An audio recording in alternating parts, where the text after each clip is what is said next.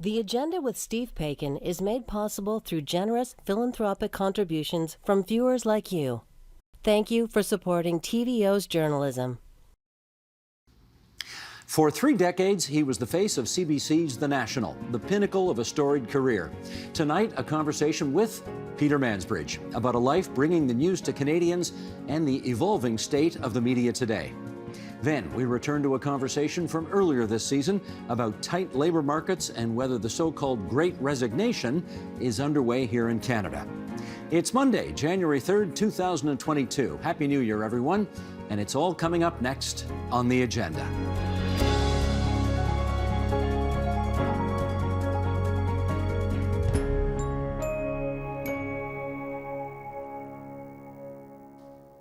He had what many observers consider the most important job in Canadian journalism for 3 decades.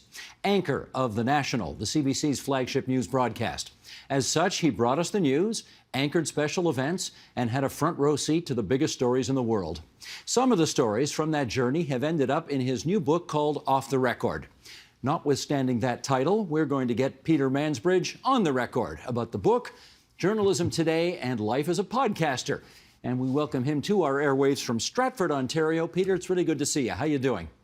Yeah, I'm doing great, Steve, and it's always great to see you. Thank you. I want to start with, because I know so many people recall about your career, first and foremost, your numerous interviews with prime ministers over the years. And I know you go back to John Diefenbaker, but your first encounter with Dief was a little bit different. And I'm going to ask our director to bring the picture up to show it, because not exactly an interview. You want to tell us what's going on in this picture? That was a great moment for me and for my sister, Wendy, who's in the picture there. That was October of 1958. It was shortly after John Diefenbaker had won his second election, which, as you will recall, or you know, was the big, at the time, the biggest majority in the history of the country. Now, I wasn't there to interview him. I was there as part of a National Film Board presentation called Michael and Mary Visit the Parliament Buildings.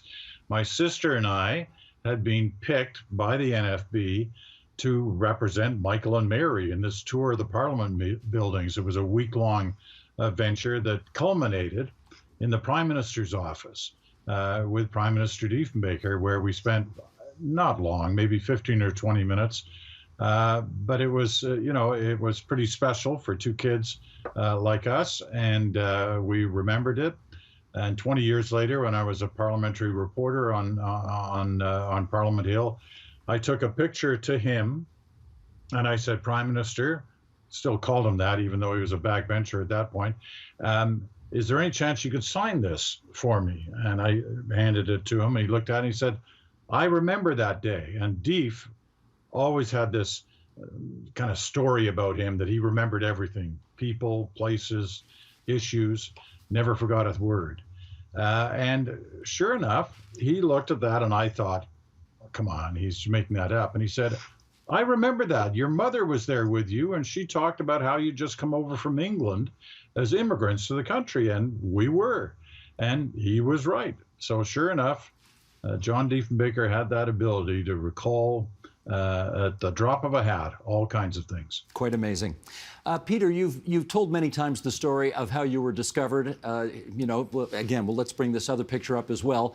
Churchill, Manitoba, there you are, doing your thing. I guess the question today has to be, could a baggage handler at an airport in Churchill ever get the kind of break you got all those years ago today?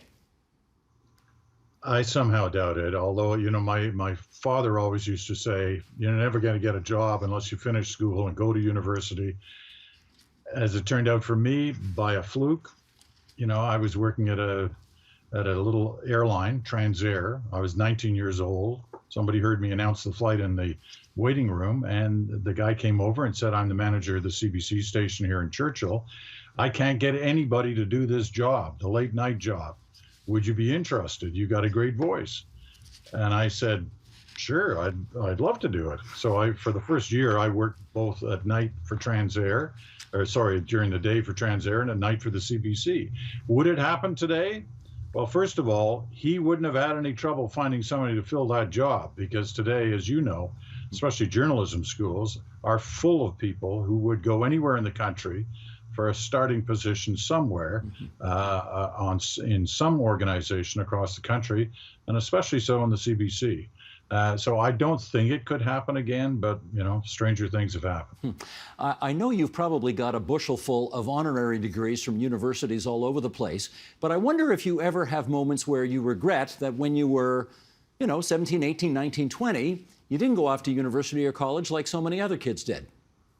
Oh, yeah, absolutely. I don't say that with any pride that I didn't finish high school and that I didn't get to university. I say it with regret. And I've had the opportunity, as have you, to be a chancellor at a Canadian university. And so on those days of convocation, and you meet these, mostly young kids who have spent so much time over a period of years studying to receive that moment, that degree. I was always jealous of that fact on Convocation Day, and had so much admiration for them for the hard work they did. Wish I'd done it myself. I'm sure I've had lots of experience, and experience does count for something, but so does attending those classes and learning from professionals who give our younger generation the opportunity to expand their knowledge and learn more. How many years did you do as chancellor at Mount Allison in New Brunswick? 8, 2 terms. 8 years. Huh. And it was, I enjoyed every minute of it. Yeah, that's my brother's alma mater, and I know he's very grateful for your contribution to that place. I want to fast forward to you, or for you right now, because there was a moment in your career when I think we came close to losing you, and that, I'm not talking about death now, I'm talking about going to the States. CBS's Howard Stringer wanted you for their morning show, and this is how you describe it in the book. You say, a few days after that studio test, Howard Stringer called me at home in Toronto. He offered me the job, including a 3-year contract totaling in the millions of dollars. Given that the Canadian dollar was worth about 70 cents to the US dollar at the time, Stringer's offer equaled a sum that stunned me. Keep in mind that at the time I was making about $150,000 a year at CBC. It seemed on the face a no-brainer. Peter, if it was a no-brainer, why didn't you take it? As I said, it's on the face, it seemed like a no-brainer. It was a lot more complicated. And it got even more complicated when Knowlton Nash, who was at that time the anchor of the National, stepped forward and said, look, I don't want you to go. None of us want you to go. And Knowlton had been writing books at the time and wanted to write a lot more, and said, I'm gonna step away. And I'd love you to take over the role. Now, keep in mind that this was the role at the network that I'd been working at that point for 20 years as a reporter, traveling the world, traveling the country. And suddenly there in front of me was exactly what you described when we signed on, the best job in as far as I was concerned, in Canadian television journalism, for sure. And was I going to walk away from it just because of money? Just because of, New York and, interviewing, as Mark Starwitz said to me, and you remember that name, one of the greats of Canadian current affairs. Mark said to me, you really want to go away to interview, cooks and actors and jugglers and circus performers? Well, I got to be careful here because, as you know, some of my best friends and my wife are in that category. Indeed. But he said, stay here, you'll be interviewing the biggest names in the world. So I remembered that the place that had given me my start had taken that huge gamble on me back in that airport in Churchill, Manitoba, given me every opportunity over 20 years, given me all kinds of opportunities to travel the world, travel the country. And I was not going to walk away from that. And so that's what eventually decided it. It wasn't the money. I mean, let's face it. It's not like I was selling pencils on the corner. The CBC I was doing very well by the CBC and continue to do well by the CBC in the years ahead. Never made that kind of money that Stringer offered, but nevertheless, I was more than happy with what I did make. I do want to ask you about the road not taken, though, and you and I both know Kevin Newman, who's a guy who's had a great career in Canadian journalism, and did when America called. He went down and he hosted Good Morning America on ABC for a few years. Didn't last long. Said all the same things you did. Said, you get to interview the biggest names in the world: Henry Kissinger, presidents, et cetera, for 3 minutes. That was the thing he didn't like. But he says he didn't regret it. He made a lot of money down there, and then he brought whatever he learned down there back to Canada and finished his career and continues to contribute here. Did that ever cross your mind? This is something I can do for a little bit, but ultimately I'll come home. Sure, it did. And listen, you know, like Kevin, and good for him, but he wasn't alone. There are lots of other Canadians who have taken that route, have gone to the States, have done their thing. Some have come back, others are still there. They're all good friends of mine still, and I talk to them often, as I do to friends of mine at CBS and NBC. Listen, I didn't dwell on it after I left. I never regretted the move. You know, there were challenging times at the CBC to come on all sorts of different levels, but I never said, oh man, I wish I'd taken that job in New York. It never came down to that. I got to work with great people. I got to interview many of those, you know, certainly the names that you just mentioned. I don't know how many times I interviewed Kissinger, but also, you know, U.S. presidents, former presidents, current presidents. I can't complain about the opportunities I've had to interview people, nor have you. Listen, where you are, the people you've interviewed over the many years you've been at TVO and before when you were at CBC, you know, those are banner names too. Okay, I'm turning this interview back towards you now. Thank you very much. This next question is really not meant to be a snarky question, so don't misinterpret it. But you have written the book that you have written. You have written the book that you wanted to write. You did not write the book that I wanted you to write, and that's where I'm picking up here. The book that I want to read, that Peter Mansbridge writes, is the book where he finally tells us everything that he truly, really deeply feels about all those prime ministers that he's interviewed over the years, or those leaders in business, or the stories that he covered, and the real, how should I describe it? The real dirt, Peter, like what you really honest to God thought. Now, why didn't you write that book? That's an awfully snarky question. I don't know. I think you have to read between the lines on some of these things in terms of, you know, how I felt about, certain people and how I continue to feel. Listen, you know, my basic feeling about whether they're prime ministers or backbench MPs, the men and women who serve our country in public life, and it could be at the federal level, provincial level, municipal level, deserve a lot more credit than they get. You know, I've been interviewing people in public life for more than 50 years, and the overwhelming majority of those people, not all of them, but the overwhelming majority, were there for one reason, and that was to try and make life better for the rest of us. Now, we may disagree with what they thought and the way they wanted to go about that and the policies that they believed in, but that was their driving force and remains that today. And I have a lot of admiration for that, because so many of these people give up careers in, you know, outside of politics, that in many cases they have the opportunity to make a lot more money. They're with their families as opposed to separated from their families, which can be the case in public life. And they're chased by, you know, people like you and I up and down, you know, hallways and various places, demanding to know the answer to some questions that really have no answer, or they're incapable of answering because of their positions. So I have a lot of respect for them. I don't want to go overboard on that statement, but even those who I disagree with, I always hold back to that thought that, listen, they're there because they believe in the role that they are performing. And we're lucky they do, because that's part of why we live in the kind of system that we live in. And it's worth protecting and, you know, rewarding those with our respect who are in it. I happen to agree with every word you just said, but having said that, I've also had my head bitten off. Yeah, here it comes. I've had my head bitten off by numerous politicians over the years and gotten to some pretty good, well, I was going to say shouting matches, and I bet you have too.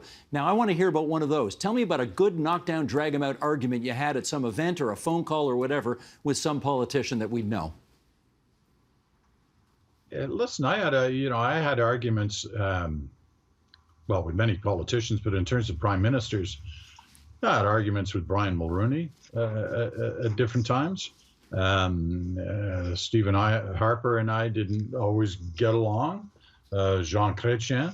And, Jean Chrétien believed, and so did the people around him, that we'd set him up in a number of town halls during the 1990s. That we deliberately brought in a crowd that was angry and mad at him to throw, pretty hardball questions at him in the town hall. And was he right about that? No, he was wrong about that. It wasn't hard, to find a crowd of people who were interested. We advertise, as all of us do, to try and attract viewers who felt strongly about different issues, both good and bad, about the government of the day. And then we check those people out to make sure they weren't partisans or, working for another party there deliberately to try and bait the prime minister. In the case of Jean Chrétien, it was just a difficult time. It was the mid-90s. The economy was in difficult shape. There were all kinds of cuts going on. People were suffering. And some of those people who were suffering were in the crowd, and they went after him. The first couple of town halls we did with him were kind of love-ins. Because he's very engaging. You know him. He can set a crowd at ease, but not when they were, upset about the direction the country was going. And some of these were liberals. So, you had a difficult time there with him, and he wouldn't do an interview with me for a couple of years after that. Eventually, we got back on the same wavelength in terms of having an interview, but he was angry. Okay, let me ask you the question that I know everybody wants to know the answer to, and that is, Peter Mansbridge, do you watch The National on CBC television?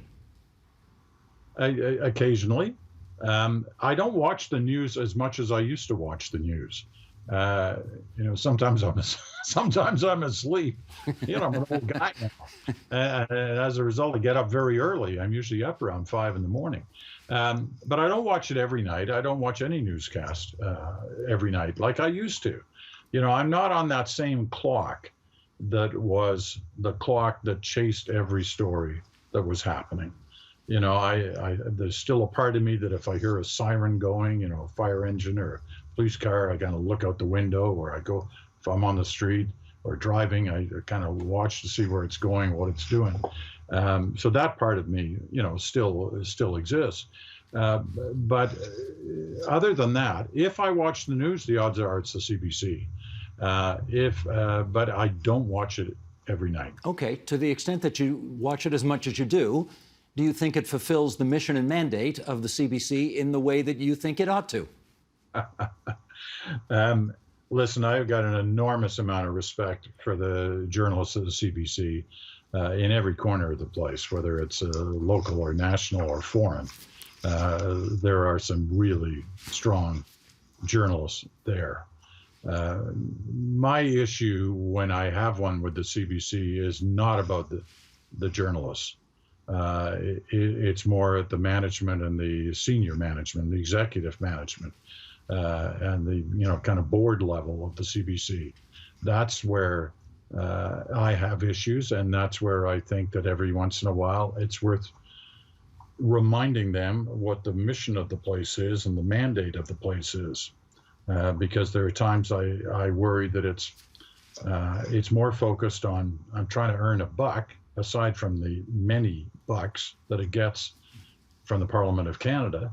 And as a result, it ignores certain parts of its mandate, which are the fulfillment of a news and current affairs agenda.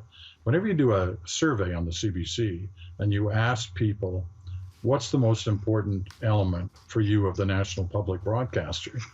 They will say news and current affairs. They don't say hockey.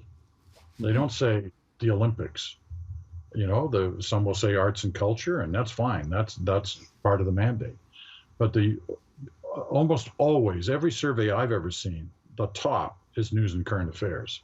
And therefore, if it's the top, that should be where your biggest concern is about shaping the place, not dropping it for some sports event, not delaying it. I lost that battle for 30 years, as you well know, Steve. About how I'm a huge hockey fan, I'm I'm a season ticket holder. I go to the Leafs. I live and die with the Leafs, and mostly die with the Leafs.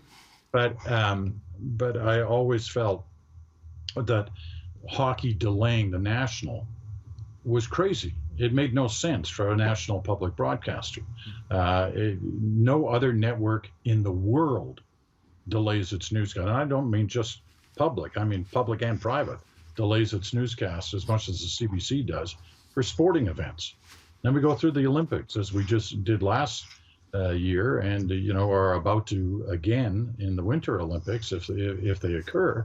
The national won't even be on the CBC. It wasn't on last summer for the Summer Olympics. They blew it out so sales could add a few more commercials. They kept Coronation Street, didn't drop it, but they dropped the national and said, "Oh no, it's on, it's on News Network, so it's still there." That's not a public broadcaster, the News Network. I don't care what they say. You got to pay to get it. You don't have to pay to get the CBC. I want to ask you about under what system you think viewers are better served. And by that I mean, when you and I were coming up in journalism, we knew who the big three main anchors were of the American network newscasts in the United States. We knew Walter Cronkite. We knew John Chancellor. We knew Tom Brokaw, Peter Jennings, Dan Rather. These were names we knew. I guarantee you 90% of the people watching this right now couldn't name you the three American network anchors right now, just because, and let's also state the obvious, they needed 4 people to replace you. So the day of the kind of seasoned veteran, significant anchor presence on a desk delivering the news, those days seem to be gone. And I wonder whether you think we were better served under those circumstances, or are we better served as viewers, consumers of news today, with what is clearly a less powerful voice of God, if I can put it that way, of the anchor? It's a really involved question, Steve, and to get into it, we need a lot of time, because the issue is it's not quite as simple as that. Everything's changed. The landscape of television news, in fact, news in general, is considerably different than it was back in those days. I totally agree with you about the lack of knowledge what people would have in terms of trying to name who are the main anchors now in the United States. In Canada, Lisa Laflamme is a well-known journalist with a reputation both on as a foreign correspondent and as a domestic correspondent before she started anchoring. So she is the voice of CTV News. The CBC is a little, I'm flattered that it took 4 people to go. I don't think it was the right decision, but it wasn't my decision to make. Nevertheless, I think everybody, including the CBC, and that was part of the thinking behind this, is trying to determine what is the model currently to try and best inform the public and to attract and keep and maintain an audience. Because in this era, you can lose your audience in a couple of nights. It can take you years, if ever, to regain it. Peter, the time has flown by. I've got time left for one more question, and that is I want to ask you about The Bridge, which is the podcast you've been doing since you left the anchor chair at the National. And because I tell you every now and then, I'm a devoted listener to The Bridge. But I guess what I want to know is, how do I ask this without sounding like a complete jerk? You're 73 years old. You could put your feet up. You could do a lot more golfing. You don't have to still be working in daily journalism, even if it is your podcast and you don't have to put up with CBC management. So why in heaven's name are you doing it? You kind of got the reason right there at the end. It's my, I started it about a year after I'd retired because my son pushed me into it. Said, look, why don't you do it? It's fun. And so I started one. I do it actually from this very desk. I do it each morning. I started doing it as a hobby. It started to pick up an audience. And then there was this kind of mini bidding war between a couple of different news organizations over buying the distribution rights to it. And once I succumbed to that, I was kind of locked in to keep doing it. But I enjoy it. As I said earlier, I get up early in the morning. I'm up around 5:30 at the latest, And, I kind of survey what's happening in different parts of the world and, of course, in Canada. And I make a determination usually around that time of what to do. But I have certain regular features, all of which are, are quite popular. And it's kind of fun to keep your hand in it, but at your own pace and at your own direction. Like nobody tells me what to do. And I just sort of do it.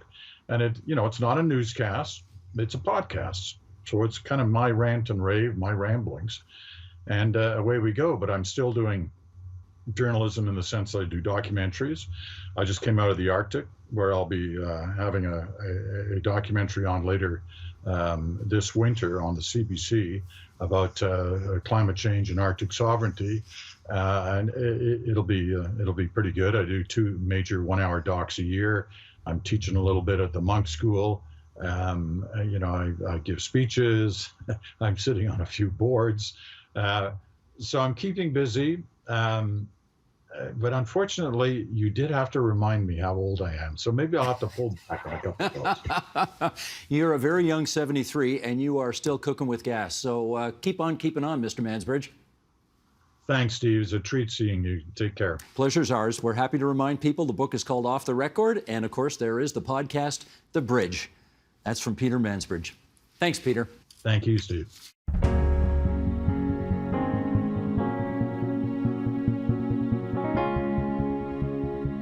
When the pandemic turned everyone's lives upside down, it was initially pretty messy.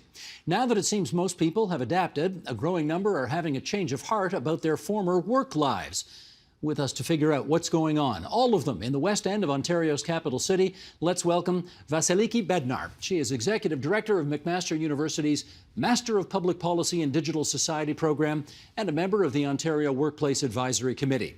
Dina Ladd is here. She's Executive Director of the Workers' Action Centre. And Robin Doolittle, investigative reporter for the Globe and Mail. And we're delighted to have you three back on TVO tonight for a discussion that is certainly, this great resignation, as we're calling it, is certainly happening big time in the United States. And we want to find out if it's happening as forcefully here in Canada. To the extent that it is, Vas, get us started here. What do you think's driving it? One of the things that could be driving what we're dabbling at calling a great resignation is just that people have had a period of time to be very self-reflective and think about what's next. And maybe some people are investing in themselves in the very same way that we expect people to invest themselves in terms of new training, reskilling for this thing called the future of work, right?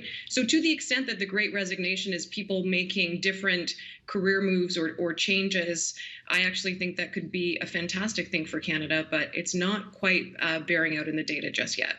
Right, and we'll pick up on that in just a few minutes. Dina, how about to you? To the extent that it's happening in Canada, what do you think is driving it?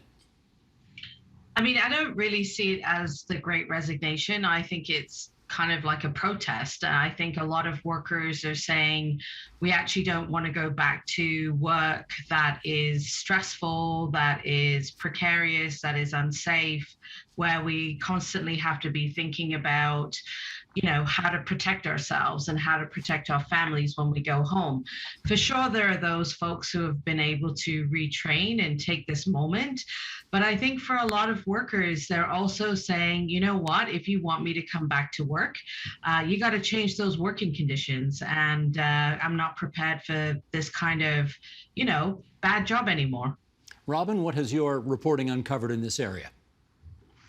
I say this as a reporter and also as a mother of a 2- and 4-year-old. I think it's survival. I think especially anyone who's had little children through the last year and a half, you are pushed to the brink every day with no end in sight, and that forces you to make some changes. Make some changes and sort of fill in that blank a little bit more. What have you done? What have I done? Well, I spend most weekends working. That's one example. So it's been a real interesting year as we've been at the Globe unrolling our Power Gap series, which is something we started before the pandemic, and it's been looking at gender inequities in the workplace. And I have to say, I hope my editors aren't listening, but the series is, I have some stories that we're supposed to run by now, but just can't. Last week, I had to take 3 days off work because my 2-year-old had a cough and we had to go get COVID tests, and I had to get a COVID test. And my 4-year-old can't go to school when my 2-year-old is off waiting for a COVID test, which means I end up working on the weekends. And I worked 2 nights once my husband got home from work to make up the time. And this is just, not an unusual week for me. This has been a constant barrage for the last year and a half. And I know it's been constant for so many parents. But Dina, let me put this to you and you tell me if there's anything to it. We've for many, many years had employees here in the province of Ontario who feel underappreciated, who feel they're not being paid enough, who feel their workplaces aren't safe enough, who, et cetera, et cetera, et cetera. And yet they've still gone to work anyway, for the most part. We are starting to see data that suggests, certainly in the States, to a lesser extent here, people aren't putting up with that as much anymore. What's the straw that's breaking the camel's back this time? I mean, I think that there's 2 or 3 different scenarios because, of course, we're dealing with a mass amount of workers. I mean, there are those workers who didn't have a choice during the pandemic to stay at home, and they've just had to go to work and put up with the kinds of working conditions that we know are to be true and that have been exposed during the pandemic. So, short-term, part-time, temp agency work. Then there are those workers who we're working in the sort of low wage sector in entertainment, hospitality, tourism, the restaurant industry. And I think finally got a bit of a chance out of the grind of that daily type of work. Because when you're working 12 to 14 hours a day and you're in that daily grind, it's hard to imagine doing anything else. And I think for some folks who are in those minimum wage jobs, say in the restaurant sector, they have taken this opportunity to move into another area of work, which I think has been great. And then there are people, like Robin, who have little kids or who have kids who have not been able to be vaccinated yet, and who basically are feeling like they're going to put their lives and their children's lives at risk during a pandemic, and so have chosen to not go back to work and have made that really brutal decision, because it's meant that for many people, they're now working 2 or 3 jobs, or they're doing split shifts, or they're trying to figure out how to make ends meet. And so we are seeing huge rising debt, poverty, and a massive increase in stress of people trying to figure out how to deal with this new labor market.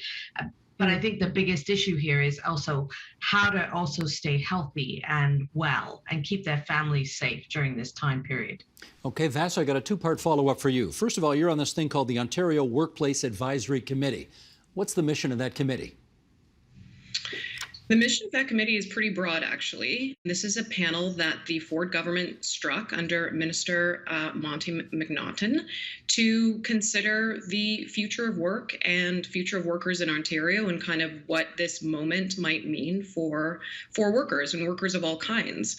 And in doing that work, I think the pandemic has sort of forced us to reconcile with this kind of even bigger bifurcation of the labor market. And we've kind of been talking about it already, right?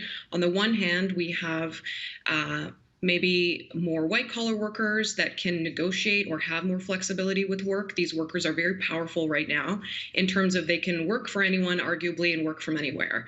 They have autonomy over their time. And this is what's allowing them to maybe find a new work-life balance.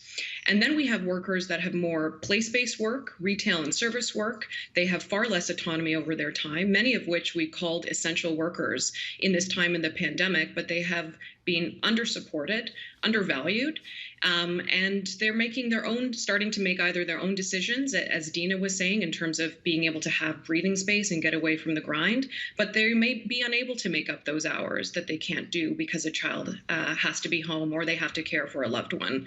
So I think everyone in different ways is trying to find, how do you balance professional obligations with at-home obligations? So there's Yeah, I'm rambling, but maybe two conversations. One is about autonomy and time when it comes to work, and the other is about meaning. Because I think that conversation about essentiality forced a lot of people to reckon with what the work, the work that they were doing and whether it was truly meaningful to them. And I can't help but think of the David Graeber book from 2018, Bullshit Jobs. Are you allowed to say that word on TVO? I think you Right? just did. I know, but this is the title of a book. Like, it was not. Anyway, that book was basically just sort of making the case that there's a lot of kind of mostly middle management type jobs that the people that hold them know that they are meaningless, and that the effect on them as people is corrosive because they are. We're so focused on job creation and counting jobs, but we don't always make them meaningful. Okay, and maybe so people let me are follow up then. Let me follow up on one of the things.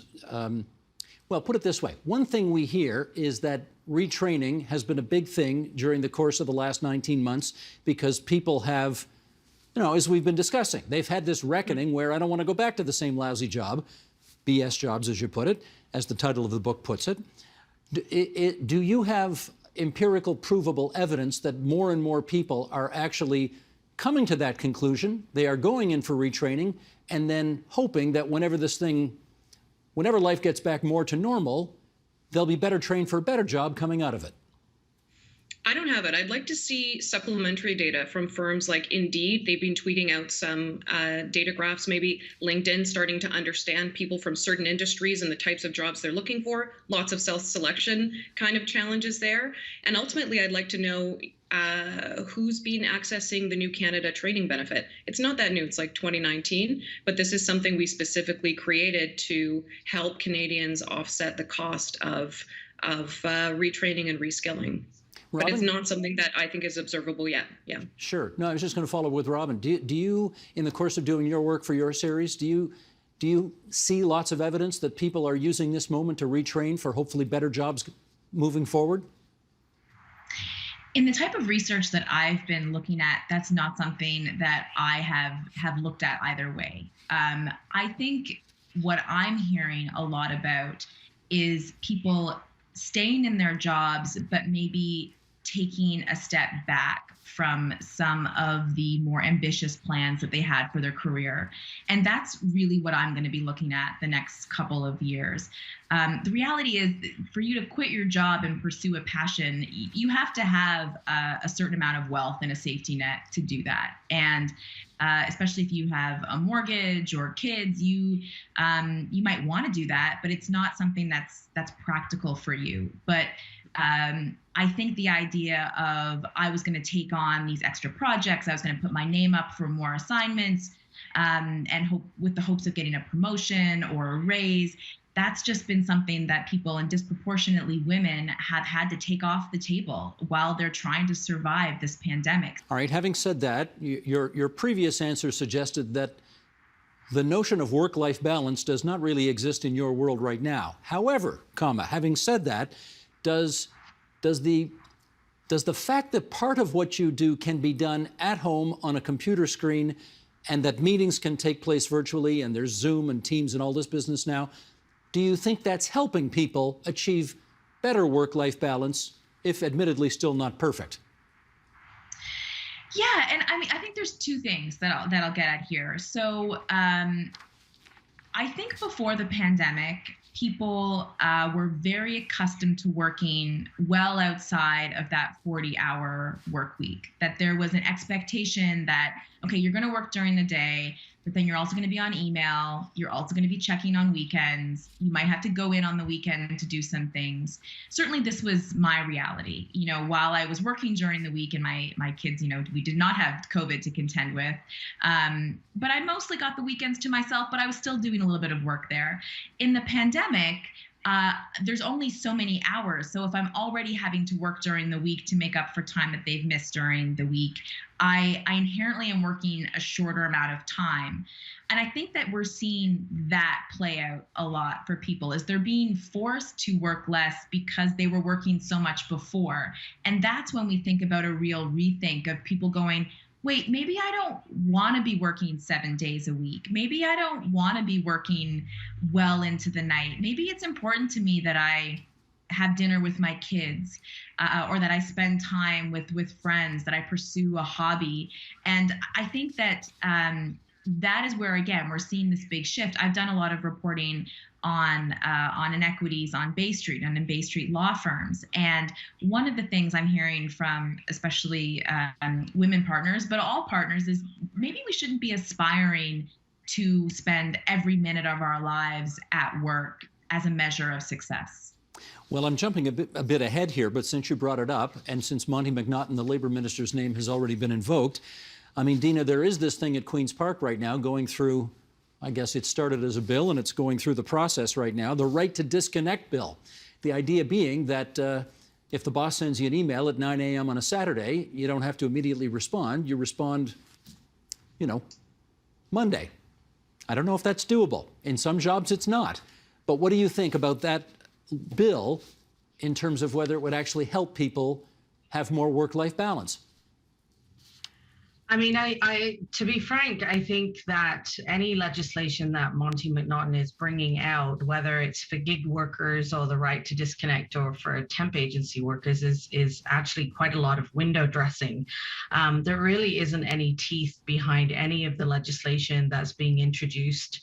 And with the right to disconnect, I mean, basically all it's saying is that a company has to have a policy on the right to disconnect. But as someone who works with workers who rely on basic employment standards, I mean, the issue is not about having a policy. The issue is being able to say no without losing your job, or the ability to get paid for all of your work. And so we right now have a system. So, you know, you can't have this conversation without having a conversation about what labor rights do workers have in the work, at work. And, you know, I think there is a reason why workers are working longer hours. It's not just because they're, also just passionate about the work. It's because they also can't say no, and they fear that they're going to lose their job. And then when you're in a labor market where there are a lot of people looking for work, you do have a less choice. And so we run an emergency hotline here at the Workers Action Center, and we're getting call after call after call by workers who are afraid of losing their jobs, and are worried about the expectations of employers in white-collar jobs, but also in a lot of the jobs that we haven't spoken about so far, the jobs where workers didn't have a choice to stay home and are still, and who are, termed as essential heroes, but who have been working day and night to get us through the pandemic. And those jobs continue to be low paid, continue to be precarious, continue to be poor quality, and the government and Monty McNaughton is actually doing zero about improving those rights. I think we have learned one thing during this pandemic, that we need action to stop infections, and we need to make sure that any legislation we have actually has teeth and has enforcement measures. And that is absolutely not what he's doing right now. All right, let me Very disappointing. You're disappointed. Okay, let me get us back on the path here, and I'll just say a word to our director, Sheldon Osman. Top of page 2, let's get this graphic up, Sheldon, from journalist Derek Thompson of Atlantic Magazine, who wrote the following. The pandemic thrust many families into a homebound lifestyle reminiscent of the 19th century agrarian economy, but this time with screens galore and online delivery. More families today work at home, cook at home, care for kids at home, entertain themselves at home, and even school their kids at home. The writer Aaron M. Wren has called this the rise of the DIY family, do-it-yourself, and it represents a new vision of work-life balance that is still coming into focus. By eliminating the office as a physical presence in many, but not all, families' lives, the pandemic may have downgraded work as the centerpiece of their identity. Vass, let me pick up that question with you. Is there something, however, about being in the office or being in a workplace that for, I guess, a lot of people is inherently alienating in the way they do their jobs?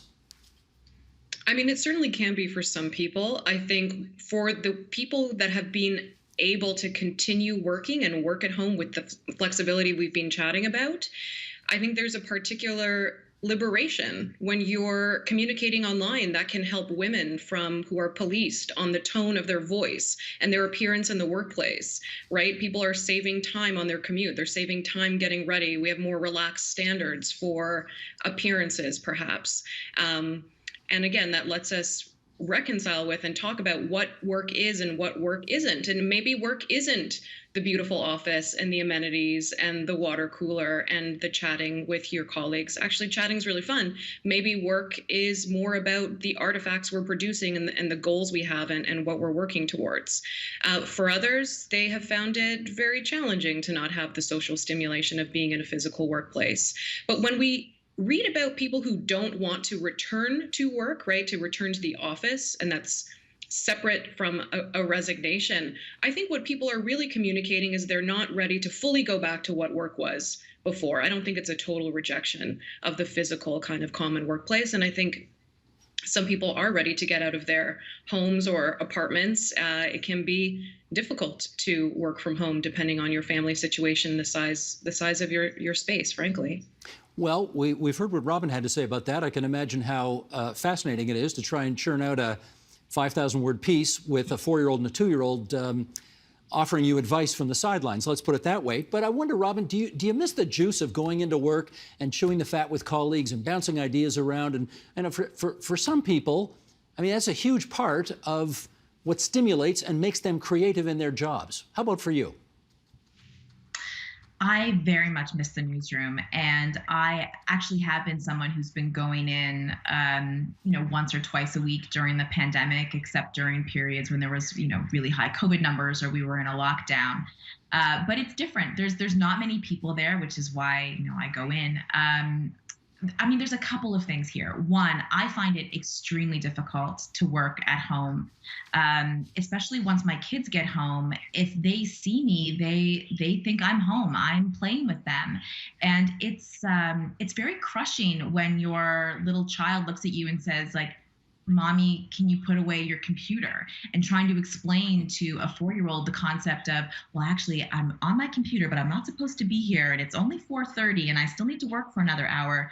So that's really difficult. Finding space. I'm constantly confronted with laundry I haven't done or dishes we haven't washed.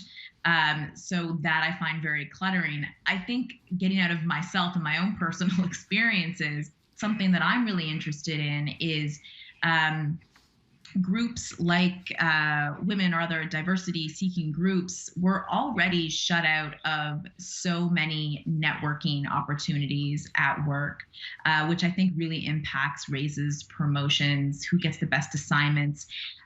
In the world of Zoom, you have to think that that's just going to be accelerated, and many people have written about this. I think that that's going to be a huge consequence to working from home for so many people. And if it's primarily men who return to the workplace, those relationships are just going to be even more solidified. It's human nature to form bonds with people that you're interacting with regularly, that you share similar life experiences with, and you have to make a conscious effort to break those patterns. And a barrier like a computer screen between people is just going to make it that much harder. This is a perfect segue to the next thing, because you talked about people who are writing about this, and in fact, one of your colleagues at the Globe and Mail, whose last name you're going to help me with because I'm not sure how to pronounce it. It's Rita Trichur. Rita Trichur. Trichur. Is that how she says it? Okay. Here's what she had to say about this very topic. Sheldon, if you would, let's bring this graphic up here. With the pandemic now in its 4th wave and younger children still ineligible for COVID-19 vaccines, it stands to reason that women, especially working mothers and family caregivers, will be among the last to return to in-person work. If the hybrid model is indeed the future of work, then executives must make a concerted effort to prevent the office from becoming even more of a boys' club, or else women will be left out of decision-making and passed over for all kinds of advancement opportunities. Okay, Dina, how much do you worry about this? I mean, I really think we're talking about a tale of two pandemics. We're talking about people who had the choice to stay at home and where promotions, and not to say that they're not important, are sort of, the dynamics of the privilege of staying at home and who gets to do the double and triple burden of care. That's one pandemic. The other pandemic is for those women who have been streamlined, and I'm talking about women of color, I'm talking about Black women, I'm talking about immigrant women who have been doing the jobs that nobody else wants to do and have been streamlined into work such as long-term care, personal support work, grocery stores, retail, food processing, warehouse, logistics. I mean, we're talking about men of color who are in truck driving and courier work. This is not even a conversation that they're able to even contemplate, because what they're dealing with is, trying to even get things like paid sick days, and having those permanent paid sick days be something that they can use when they are actually sick, and the ability to be able to say no to a shift or get paid for your work, and dealing with wage theft. So I think we've got to acknowledge the difference in workers here, because I think that those are the workers that I work with. I'm working with women who didn't get any emergency benefits during the pandemic, and in fact are cleaning buildings with their kids on their backs because they have precarious immigration status, and ain't no one looking out for them right now. And so I think we really have to be clear that if we're about improving the rights of women in the workplace, we need to ensure that we're talking about all women, and especially the women who are doing the jobs that nobody else wants to do, because they certainly haven't been protected and have certainly not been given the kinds of rights and benefits that they've needed during the pandemic. And I'm really concerned about them, because I think when you raise the standards for those at the bottom, you raise everyone's standards up. And one of the reasons why women who are staying at home are having such a hard time dealing with their workplace issues is because our labor rights don't allow them to have a voice to challenge the inequities and the discrimination that's happening in the workplace. Our human rights system is completely underfunded and has been torn apart in the last 3 years under the Ford government, and women have less legal teeth to be able to challenge the kinds of things that are happening, let alone those women who are not working at home. Dina, that's an excellent point, and I'm glad you made it, and I'm glad we now officially have that on the record as well. I wonder if it's possible, I want to look at half of what you said, and I presume it's possible to suggest that many of the women doing the very hard, tough, in some cases miserable jobs that you just described aspire to more, aspire to better. And maybe that's some of what I was talking to Robin about just a moment ago, where she's frankly lucky and talented enough to have one of those great jobs, but has a hard time doing it for reasons that she described already. Vas, I wonder if you could come in at this point and talk about whether you're concerned about women who have those, if we can call them this, better jobs, and how much falling back they will do during the course of this pandemic for reasons described in Rita's piece in the Globe and Mail. When I read Rita's piece, I thought about how if men in their 30s were disappearing from the labor market, we'd call it a crisis. And when women do it, we call it a choice. We have data from Statistics Canada, data from RBC, kind of benchmarking about 100,000 women have exited the labor market in the pandemic. We need to know more about who those women are, what professions they were exiting and why. In terms of the hybrid model potentially hurting women, I mean, if you're in a workplace that has an old boys club, the hybrid model is not necessarily something that's new. I think that this is a conversation about expectations related to parenthood. And we're talking about kind of parenthood obligations in white collar work, and whether the hybrid model kind of facilitates more effective work and home life. And it remains to be seen. And there's not necessarily a strong role for the state there, right? This is pretty firm specific, workplace specific. It's about norms that need to evolve, that we can all be a part of doing that.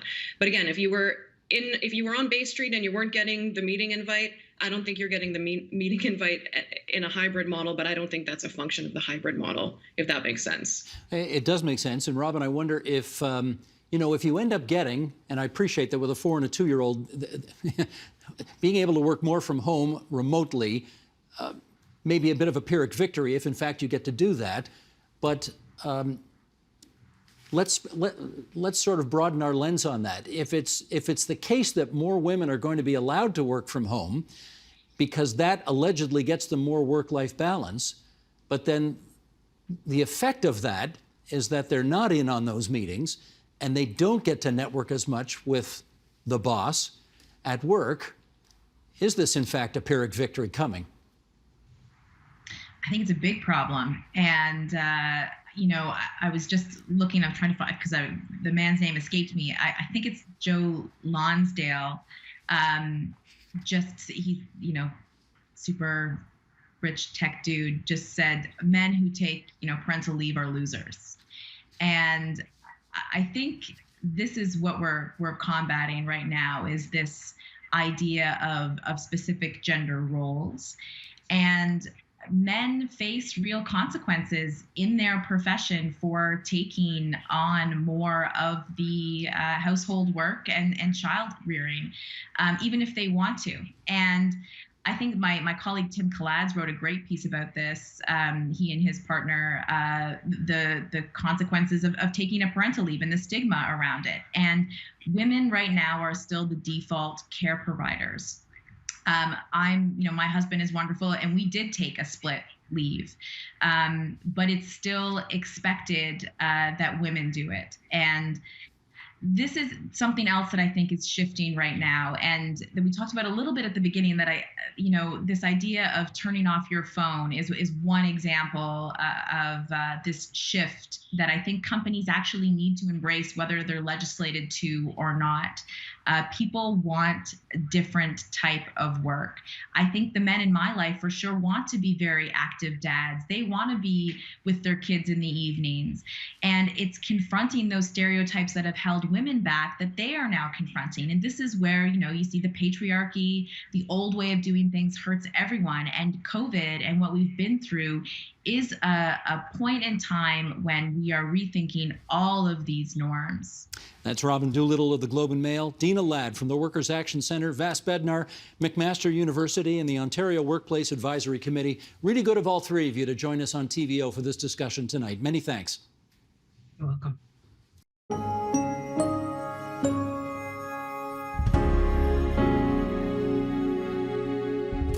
And that is the agenda for Monday, January 3rd, 2022. Tomorrow, we'll get caught up on the latest developments about COVID-19 here in Ontario and find out what to watch for in the coming days and weeks. I'm Steve Paikin. Thanks for watching TVO, for joining us online at tvo.org, and we'll see you again tomorrow. The Agenda with Steve Paikin is made possible through generous philanthropic contributions from viewers like you. Thank you for supporting TVO's journalism.